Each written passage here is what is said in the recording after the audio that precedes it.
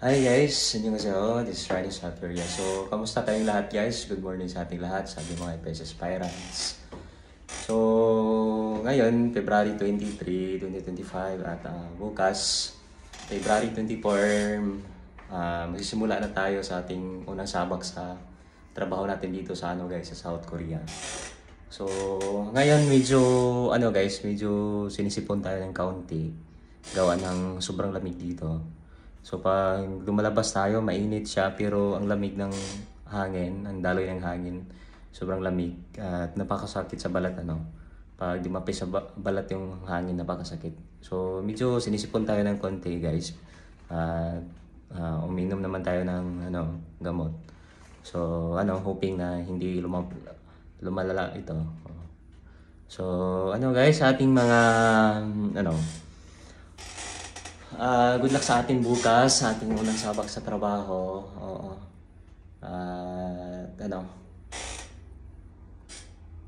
Kumusta guys sa ating mga APS aspirants dyan sa Pilipinas? Kumusta kayong lahat dyan?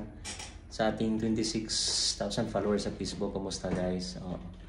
Sa mga mag-i-exam ngayong March, kumusta? Galingan nyo, ready na ba ang lahat?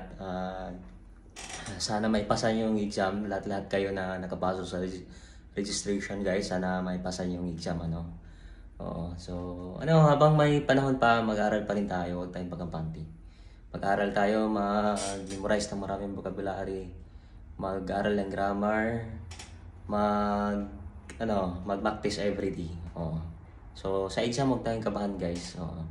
Dahil talagang wala tayong masagot doon pag kinabahan tayo. So relax lang, relax lang para may sagot tayo at may pasa natin yung exam. Kasi minsan lang yan guys, minsan lang yan na pagkakataon sa buhay natin, so huwag nating sayangin. So ayun, dito ako sa balcony namin, ako lang mag-isa dito, as usual.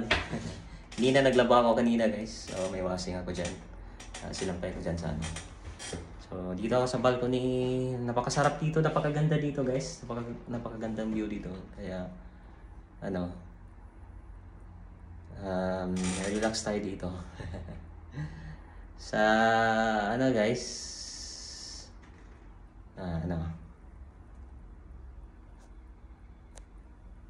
So napakasorted natin dito guys kasi maayos yung natin, yung kisuksa natin, tas libre tayo lahat. Di katulad sa iba na may kaltas, tas hindi maayos yung kisuksa nila, madumi, ganon. So hindi talaga lahat nakakaroon ng maayos na kisuksa, ayun. So bukas magsimula na tayo magtrabaho. So ayun lang guys, God bless sa lahat at tuloy lang sa pangarap.